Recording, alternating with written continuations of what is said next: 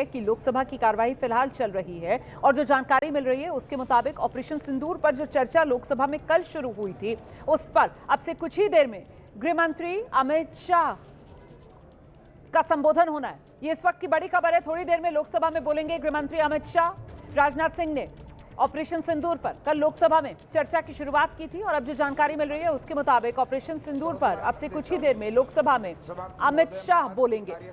क्रम संख्या नंबर 11 पर मेरे नाम के सम्मुख यथासूची पर लोक लेखा समिति। देखिए, आज 12 बजे से राज्यसभा में भी ऑपरेशन सिंदूर को लेकर चर्चा शुरू होनी थी, लेकिन राज्यसभा में हंगामे के चलते फिलहाल कार्यवाही जो है वो दोपहर 2 बजे तक के लिए स्थगित हो गई है और इसी वजह से राज्यसभा में ऑपरेशन सिंदूर पर अभी चर्चा शुरू नहीं हो पाई है। राज्यसभा में ऑपरेशन पर जो चर्चा शुरू होगी उसकी शुरुआत लोकसभा की ही तरह रक्षा मंत्री राजनाथ सिंह करेंगे। सूचना एवं प्रौद्योगिकी की अस्थायी समिति का हिंदी और अंग्रेजी संस्करण प्रस्तुत करेंगे।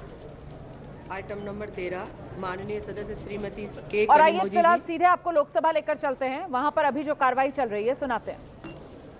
I rise to present the 9th and 10th reports, Hindi and English versions of the Standing Committee on Consumer Affairs, Food and Public Distribution as listed against my name in today's list of businesses. Thank you. Item number 14 माननीय सदस्य श्री सप्तगिरी उलाका जी।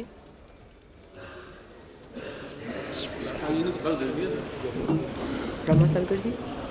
माननीय सदस्य श्री रमाशंकर राजभर जी।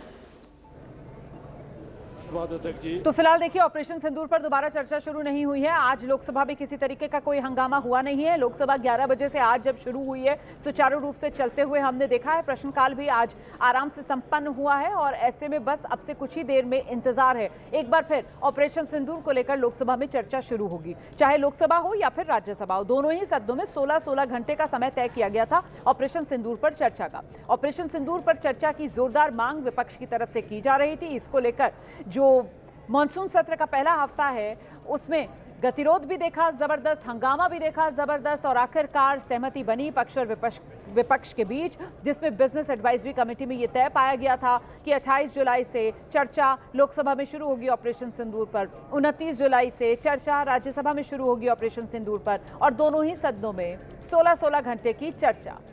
कल रात में करीब 1 बजे के आसपास तक चर्चा चली है लोकसभा में। आज दोबारा अब से कुछ ही देर में जब चर्चा की शुरुआत होगी तो फिर गृहमंत्री अमित शाह का यहां संबोधन होगा, ये जानकारी सामने आ रही है। On rural development and Panchayat Raj pertaining to demand for grants 24-25 and demand for grants 2025-26 of Department of Land Resources। फिलहाल लोकसभा की कार्रवाई आगे बढ़ते हुए आप देख रहे हैं और राज्यसभा जैसा मैंने पहले बताया कि दोपहर 2 बजे तक के लिए स्थगित हो गई है।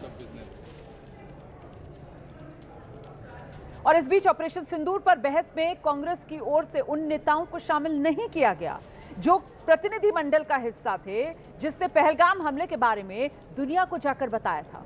उन नेताओं को ऑपरेशन सिंदूर की बहस में जगह नहीं दी गई जो सर्वदलीय प्रतिनिधिमंडल का हिस्सा थे, दुनिया के अलग अलग देशों में गए थे भारत के प्रतिनिधि बनके, जिसमें शशि थरूर भी हैं, मनीष तिवारी भी हैं और इसी को लेकर मनीष सोशल मीडिया पर एक पोस्ट किया है, तंजिया पोस्ट है।